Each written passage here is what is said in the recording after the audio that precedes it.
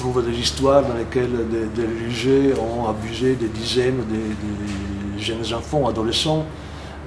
Aujourd'hui, un tribunal les condamnerait à la perpétuité ou plusieurs années de prison. L'Inquisition, par contre, qui pouvait être un tribunal féroce vis-à-vis des homosexuels en particulier, des sodomites ou des sorcières, était vis-à-vis de ses propres représentants d'une grande clémence et miséricorde. C'était l'emblème de l'Inquisition d'ailleurs, la miséricorde de la justice, et que ces tribunaux appliquaient vis-à-vis des religieux. La main dure de l'Inquisition, en effet, ne pesait pas lourd. Les condamnations étaient surtout symboliques.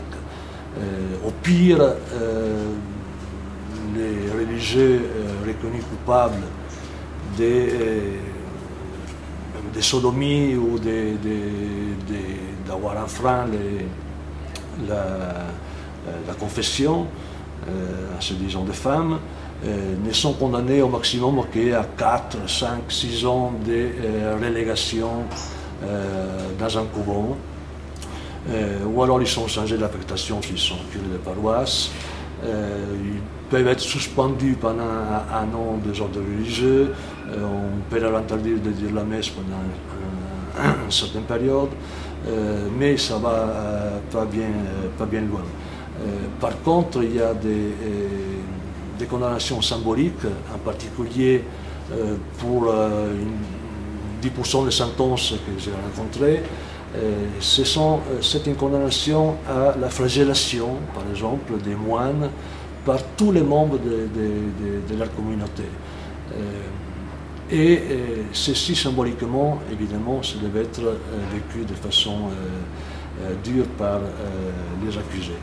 Mais autrement, si on s'imagine aussi que des procès, l'instruction des procès de l'Inquisition pouvait durer plusieurs années, l'Inquisition ne lâchait jamais les morceaux, et à la fin, les sentences sont vraiment très mitigées et n'ont strictement rien à voir avec les sentences prononcées aujourd'hui par les tribunaux contre des délits, des crimes sexuels, en particulier la pédophilie. Ce qui est étonnant aussi, en lisant ce procès de l'Inquisition, c'est que, contrairement à ce qu'on pouvait s'attendre, on ne trouve pas beaucoup de cas de pédophilie. C'est une toute petite minorité qu'on rencontre. Et aussi, on trouve très peu de cas de religieux accusés de sodomie. Non parce qu'il n'y en avait pas, mais parce que l'homosexualité était niée à l'intérieur de l'Église. On pourchassait les laïcs, ici vrai. Et aussi, il faut dire que c'était surtout les laïcs qui pourchassaient les homosexuels. Mais pour ce qui est des tribunaux ecclésiastiques de l'Inquisition en particulier, on essaye de fermer les yeux, en effet. Les procès contre des religieux accusés de sodomie sont une toute petite minorité, parce qu'on ne voulait pas que cette image dégradante puisse être connue du public. Du côté homosexualité féminine, on en trouve dans les couvents, bien sûr, mais là aussi elle est niée. Les cas que j'ai rencontrés, c'est par ricochet, entre parenthèses, des procès intentés contre des religieux, des confesseurs, des pères spirituels, comme disait, des démoniales, au couvent, dans lesquels on trouve que ces femmes recluses en religion pouvaient avoir des relations hétérosexuelles avec leurs confesseurs en particulier, mais aussi avaient des relations homosexuelles à l'intérieur du couvent avec d'autres femmes. Et en particulier, on trouve cette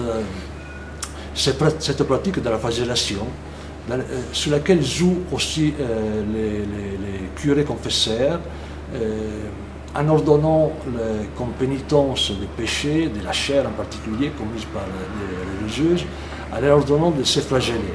Et d'autres fois de se flageller avec une autre moniale, et de cette flagellation, ensuite, on passe de la flagellation sur les dos, à la flagellation sur les fesses, et de là à des masturbations réciproques.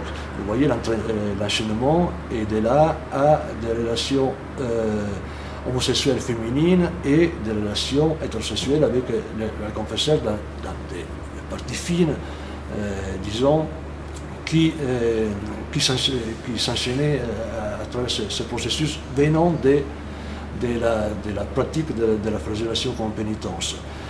On sait aujourd'hui les liens profonds entre la flagellation sur les fesses et la sexualité et l'envie, le plaisir que ça peut en découler. À l'époque, évidemment, on ne parlait pas de sadomasochisme, mais les pratiques étaient là et étaient connues, aussi bien par certains religieux qui l'ordonnaient à des pénitentes que par des religieuses ou des religieux qui les pratiquaient entre eux. Et ça aussi, c'est une particularité de la sexualité à l'intérieur du monde des religieux.